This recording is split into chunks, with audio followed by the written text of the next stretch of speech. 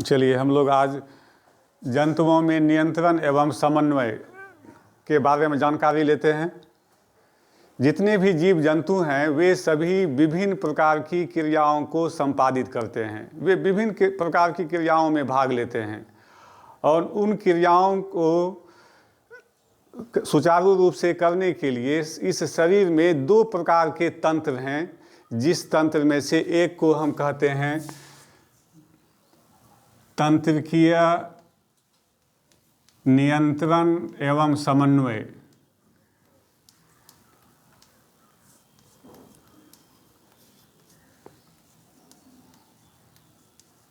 एवं दूसरा इसमें है कौन, रासायनिक नियंत्रण एवं समन्वय।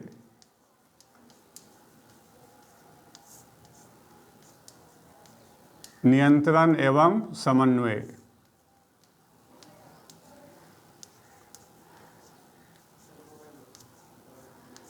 अंग्रेजी में इसको क्या कहा जाएगा, नर्वस कंट्रोल एंड कोऑर्डिनेशन। इसको क्या कहेंगे, नर्वस कंट्रोल एंड कोऑर्डिनेशन।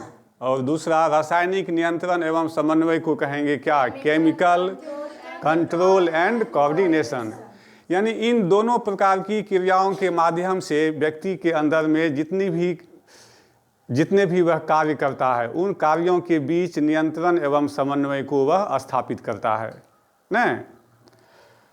अब यह जो तंत्रिकीय नियंत्रण एवं समन्वय है इसके भी तीन भाग होते हैं। यानी यह इसको सपोर्ट करने के लिए या इस प्रकार तंत्रिकीय नियंत्रण एवं समन्वय के लिए इस मानव शरीर में के तीन भाग हैं। एक भाग को कहा मस्तिष्क, दूसरे को कहा मेरुरज्जु या स्पाइनल कॉर्ड, और तीसरा जो भाग है वे कई प्रकार की अन्य तंत्रिकाएं हैं।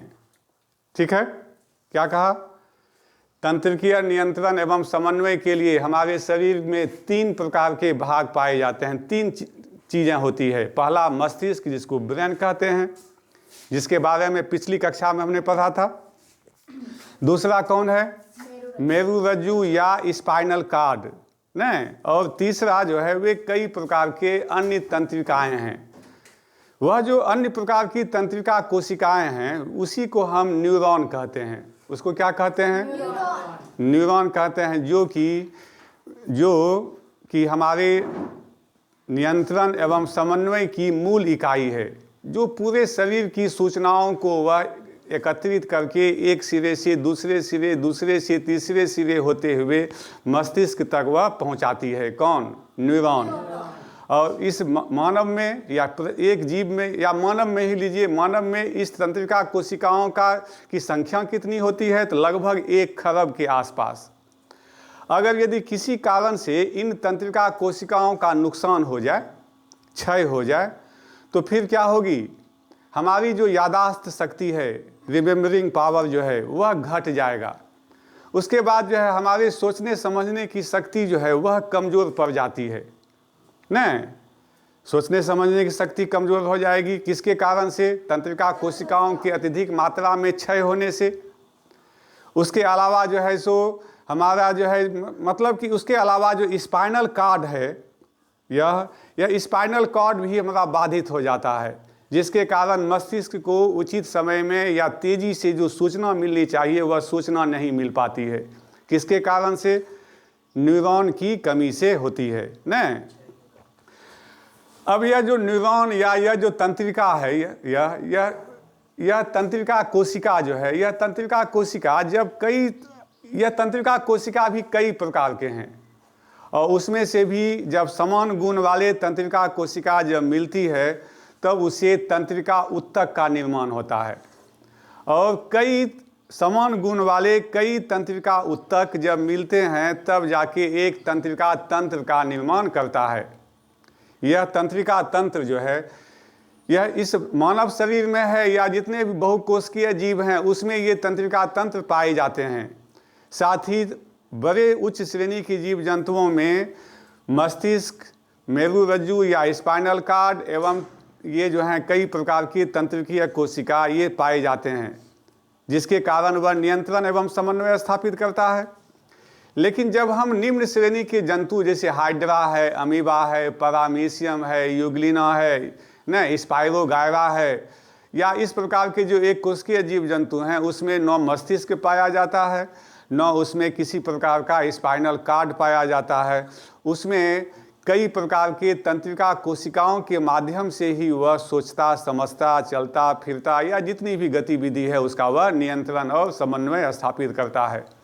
यहाँ तक कि उसमें कोई निश्चित स्थान पर न मस्तिष्क होती है, न उसका स्पाइनल कार्ड होता है। वे शरीर के किसी भी अंग से वे सभी क्रियाओं को वह संपन्न करते हैं। वह मानव में जो यह जो तंत्रिका कोशिका है जिसको कि हम न्यूरॉन कहते हैं, यह न्यूरॉन तारकाय की आकृति का होता है, तारे के समान होता है यह, जिसके अंदर में एक द्रव भरा होता है जिसको कि हम कोशिका द्रव कहते हैं। और उन कोशिका द्रवों के मध्य में कई अनेकों छोटी छोटी कणिकाएं पाई जाती हैं, जिन कणिकाओं को कि हम निश्चल कणिकाएं कहते हैं न। और यह जो तारकाय आकृति है जिसको कि हमने साइटोन कहा, यह साइटोन करता क्या है? यह शरीर के आंतरिक एवं बाह्य संवेदनाओं, चाहे आंतरिक संवेदना हो चाहे वह बाह्य संवेदना हो। आंतरिक संवेदना का मतलब जैसे भूख, प्यास, न क्रोध या जितनी भी भावनाएं हमारे अंदर में उत्पन्न होती है उनको वह ग्रहण करती है। साथ ही बाह्य संवेदना का मतलब चाहे भौतिक वस्तुओं के प्रति आकर्षण हो, भौतिक वस्तुओं को छूना हो, देखना हो, समझना हो, या रासायनिक या विद्युत आवेग की उत्पत्ति जो होती है, बाह्य विद्युत आवेग, वह जो हमारे शरीर या मस्तिष्क तक पहुंचेगी, वे सभी सूचनाओं को ग्रहण करने का कार्य कौन करता है? साइटोन करता है। यानी आंतरिक संवेदनाओं एवं बाह्य संवेदनाओं को ग्रहण करने का कार्य यह हमारे तंत्रिका कोशिका का जो मुख्य भाग है साइटोन करता है। इस साइटोन के अंदर में कोशिका द्रव भरा होता है और उस कोशिका द्रव में कई प्रकार की कणिकाएं तैरते रहती है जिसे कि हम निश्चल कणिकाएं कहते हैं। और इसको सबको नियंत्रित करने के लिए इस साइटोन के अंदर एक केंद्रक होता है, एक न्यूक्लियस होता है जो कि इस पूरे साइटोन को नियंत्रित करता है। यानी उन सूचनाओं को ग्रहण करना, फिर उसको जो है विश्लेषण करना, और फिर उसको विश्लेषित करके फिर विभिन्न अंगों को आदेश करना, यह इसका काम होता है।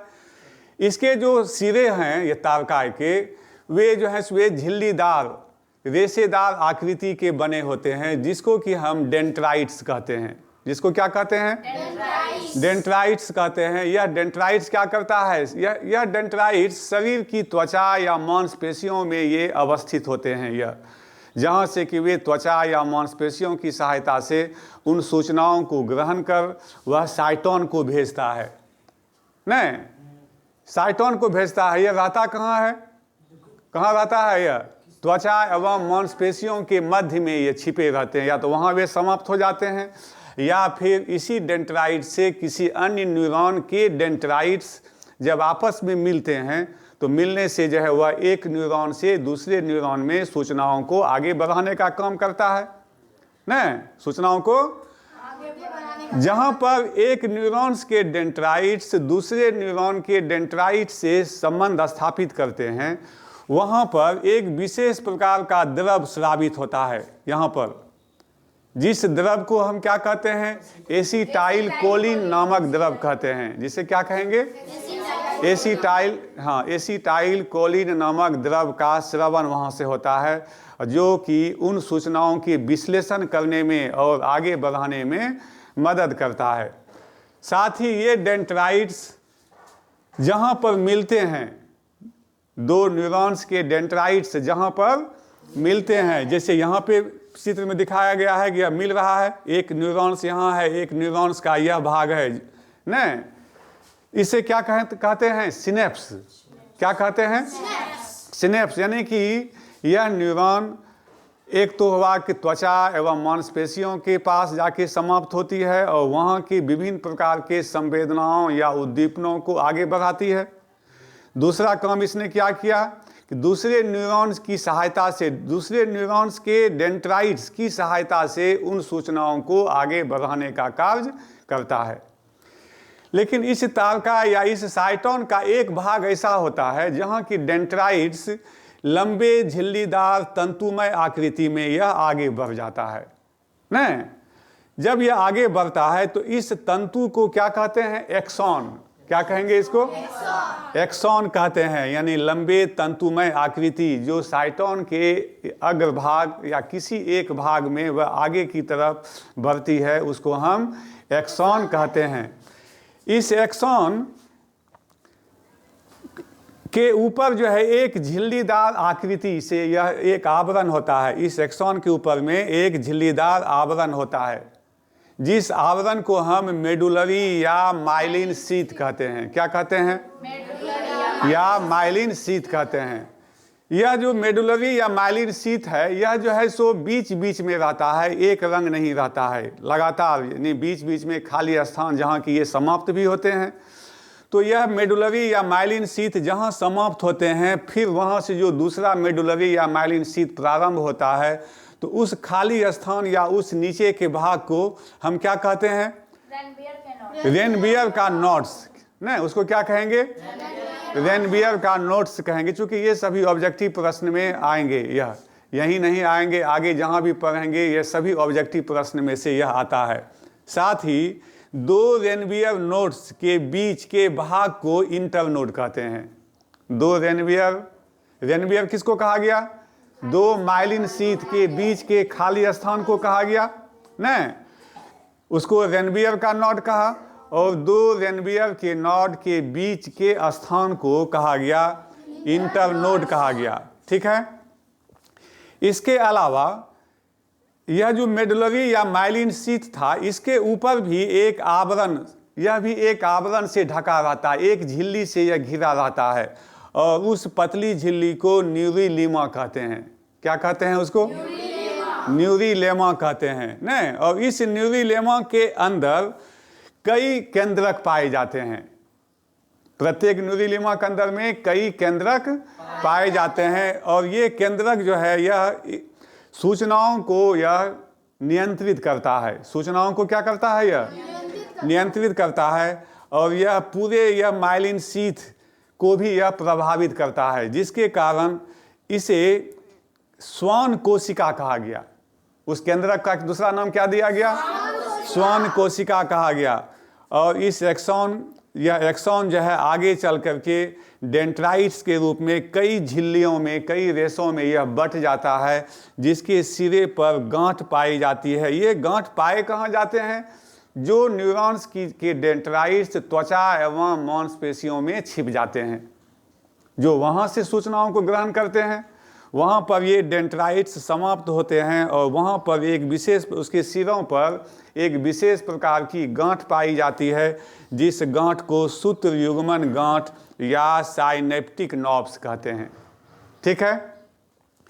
यह एक्सॉन जब यह आगे बढ़ता है, तो बढ़ने के बाद यह तंत्रिका तंतु कहलाता है, और जब यह कई तंत्रिका तंतु जब आपस में जब मिल जाते हैं, तब उसी को तंत्रिका तंत्र कहते हैं। उसको क्या कहते हैं? तंत्रिका तंत्र। नहीं, जो कि मानव के या किसी भी जीव की संरचनात्मक एवं क्रियात्मक इकाई है, जिसकी सहायता से कोई भी जीव जंतु सोचने समझने की शक्ति को प्राप्त करता है। नहीं, लेकिन यह कभी कभी समाप्त हो जाते हैं, कमज़ोर हो जाता है। जैसे यह कमज़ोर होता है तो क्या होता है? हमारी यादाश्त, याद रखने की शक्ति, भूलने की शक्ति, भूलने की प्रवृत्ति बढ़ जाती है, याद रखने की शक्ति वह घट जाती है, सूचनाओं का आदान प्रदान नहीं होता है। यदि शरीर पे कभी मक्खी बैठा हुआ है तो मस्तिष्क को सूचना नहीं मिल पाता है, यानी वह व्यक्ति तुमको मंद बुद्धि या सुस्त लगेगा। क्यों? उसमें कोई एक्टिविटी नहीं होगा। नहीं, यदि इसको विज्ञान से थोड़ा सा हट करके सोचें कि हम इस न्यूरॉन्स की संख्या को अपने शरीर में कैसे हम बढ़ा सकते हैं, इससे थोड़ा हट के विज्ञान से न्यूरॉन्स की संख्या, क्योंकि हमारे शरीर में कम से कम 1 खरब न्यूरॉन्स होनी चाहिए, जिससे कि हमारे शरीर की तमाम गतिविधि वह जो है नियमित रूप से चलता रहे, हम तीव्र बुद्धि के हो सकें, हमारे अंदर में संवेदनाओं का विकास तेजी से हो। नहीं, लेकिन यह किसी न किसी कारण से समाप्त होते हैं। कैसे समाप्त होते हैं? जैसे कोई व्यक्ति अनिद्रा की स्थिति में है, ज़्यादा देर जगता है, रात में मोबाइल का यूज करता है या पुस्तक पढ़ने में ही समय व्यतीत कर दिया, नींद का समय हुआ, नींद का समय था तो पढ़ लिख रहा था, कुछ देख रहा था और सोने का नहीं, और जब जो है थके अब जो है सोने जाते हैं तो नींद नहीं होती है, तो हो गया जागरण नहीं। उस स्थिति में हमारे न्यूरॉन्स कमज़ोर पड़ जाते हैं, वे समाप्त होंगे, उसका नुकसान होगा। या चाहे हम ज़्यादा चिंता करते हैं, ज़्यादा टेंशन को पाले रहते हैं, क्रोध की अधिकता रहती है, तो उस स्थिति में भी हमारे न्यूरॉन्स की क्षति होती है, जिससे हमारे सोचने समझने की शक्ति दिनों दिन कमज़ोर होते जाएगी, मानसिक रूप से हम कमज़ोर होते जाएंगे। समझ में बात है ले? अब इसको हम बढ़ा कैसे सकते हैं सामान्य से, या जितना है बेहतर है, लेकिन इससे भी ज़्यादा बेहतर कैसे कर सकते हैं? इसके लिए जो है सो यदि विज्ञान से थोड़ा हट के जाएँ, तो क्योंकि विज्ञान भी उसका सपोर्ट करता है, डॉक्टर भी आज उसको सपोर्ट करते हैं, आयुर्वेद में जाएंगे वहाँ पर भी, एलोपैथ भी इस बात को मानता है। वह क्या कहेगा कि योग कीजिए, ध्यान कीजिए, उसके लिए जो है अनुलोम विलोम की परिभाषा बताता है। अनुलोम विलोम जब करते हैं तो वहाँ पर भी जो है वह बताता है कि उससे हमारे शरीर में न्यूरॉन्स की मात्रा बढ़ती है, नहीं जो नुकसान हुआ उसकी तेज़ी से भरपाई होती है। और ऐसा देखा गया है कि व्यक्ति जब योग करता है, प्राणायाम करता है, तो उसके मन मस्तिष्क ज़्यादा स्वच्छ, ज़्यादा पवित्र होते हैं। मन में जो कई प्रकार के विकार आते थे, वे विकार से वह मुक्त होता है और वह व्यक्ति ज़्यादा प्रसन्नचित्त रहता है। प्रसन्नचित्त कौन रह सकता है? जिसके शरीर में न्यूरॉन्स की मात्रा समुचित मात्रा हो, उसको बढ़ा भी सकते हैं। इधर भी हमने पेपर में पढ़ा कि चीन के बौद्ध भिक्षुओं के बीच और सामान्य लोगों के बीच में रिसर्च किया गया, तो दोनों के खान पान एक ही वातावरण में रखा गया, दोनों को, एक सामान्य व्यक्ति को भी और बौद्ध भिक्षुओं को भी रखा गया। एक प्रकार के खान पान, एक प्रकार के वातावरण में रखा गया। जब रखा गया उस समय दोनों के न्यूरॉन्स की जांच हुई, और जब 2-3 माह के बाद जब दोनों का फिर से निरीक्षण किया गया, तो पता चला कि जो बौद्ध भिक्षु थे उसमें न्यूरॉन्स की मात्रा अत्यधिक थी, उसमें सोचने समझने की शक्ति विलक्षण थी, किससे? सामान्य व्यक्तियों की सहायता मत के अपेक्षा। इसलिए एक सामान्य व्यक्ति जो था वह योग प्राणायाम करता नहीं था, और बौद्ध भिक्षु जो है योग प्राणायाम करता था। उसको उसमें किसी भी वातावरण से लड़ने की क्षमता उसमें ज़्यादा अच्छी थी। बात समझ में आया? इसका मतलब होता है कि हम सबों को भी विज्ञान के ज्ञान के साथ साथ जो है योग और प्राणायाम को भी अपने जीवनचर्या में उतारना चाहिए, ताकि हमारा तंत्रिका तंत्र जो है वह बेहतर कार्य कर सके। चलिए, आज के घंटी यहीं पर समाप्त होती है। आगे की कक्षा में फिर बताएंगे कि क्या किया जाता है। और यदि वीडियो सबों को अच्छा लगे तो निश्चित रूप से इसको सब्सक्राइब कीजिए, लाइक कीजिए, शेयर भी कीजिए, ताकि जो है सो हमको मोटिवेशन मिल सके और नया नया वीडियो भिन्न भिन्न विषयों पर हम दे सकें हम।